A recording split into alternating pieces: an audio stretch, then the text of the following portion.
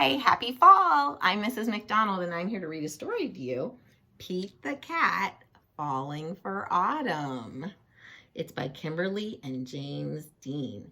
And I love the autumn and I really am thankful for Kimberly and James Dean because they write really cool books, and their books, they always have extra fun in every book. Look, a poster. I didn't put it up yet because I'm waiting. I think I'm going to save it and give it to a good friend someday. Look, give thanks. And then, not just a poster, they also have stickers.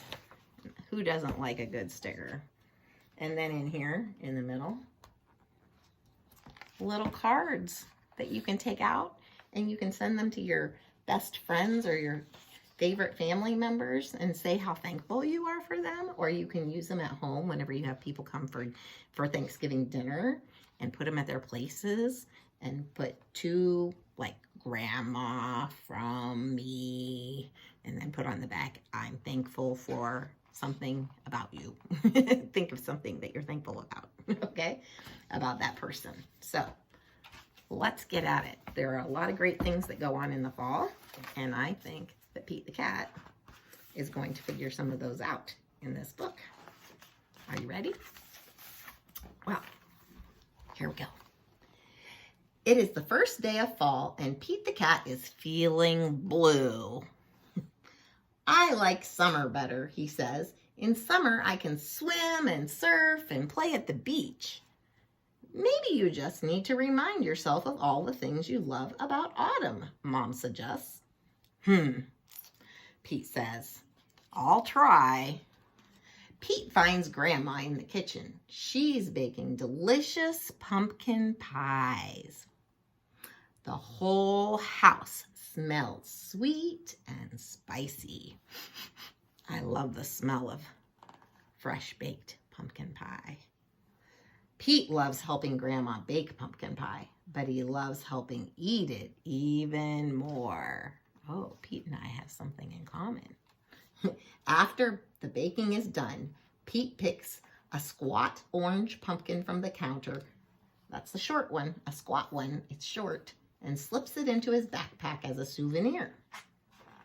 Next, Pete heads to the town corn maze.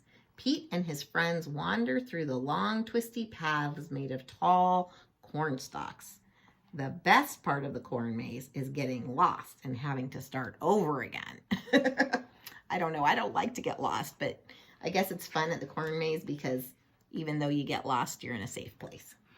As he leaves, Pete plucks a golden corn cob from the maze and places it inside his backpack with his pumpkin.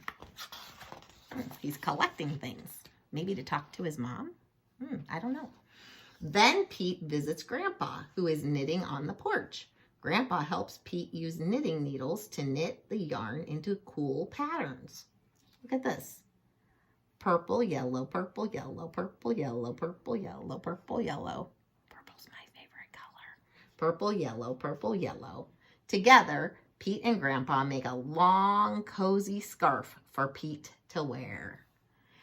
When they're done, Pete chooses a little ball of leftover yarn and places it inside his backpack with his pumpkin and his corn. Next, Pete goes to the hayride at the park. Pete, Bob, Mom, Dad, and Grandpa all pile into a wagon filled with hay. They go on a bumpy wagon ride around the park. Woohoo! Pete shouts. Bumpity, bumpity, bumpity, bump, bump, bump. At the end of the ride, Pete grabs a handful of sweet-smelling hay from the wagon and stuffs it into his backpack. Pete heads over to the apple orchard where he and Callie go apple picking. They eat sweet apple donuts and drink hot apple cider and fill their buckets with apples of all different shapes and sizes. Before he leaves, Pete chooses a round red apple and drops it into his backpack. Pete stops by the park. He plays touch football with Bob and their friends. Pete scores a touchdown and everyone cheers. Hooray! After the game, Pete grabs Bob's football and stuffs it into his backpack. It barely fits. Bob won't mind if I borrow this, Pete says. Well, I hope he doesn't mind. Finally, Pete heads back home, but he stops in his front yard, which is covered in bright leaves falling from the trees. Pete helps his dad rake the leaves into big, colorful mounds. Then Pete runs and jumps into all the leaf piles. And there go the leaves. After he's done jumping, Pete picks a bunch of red and gold and orange leaves and stuffs them into his backpack. Wow, that backpack's getting really full, isn't it? Pete's backpack is bursting with fall souvenirs. He can't wait to show Mom. I love autumn, Pete says. Wonderful, says Mom.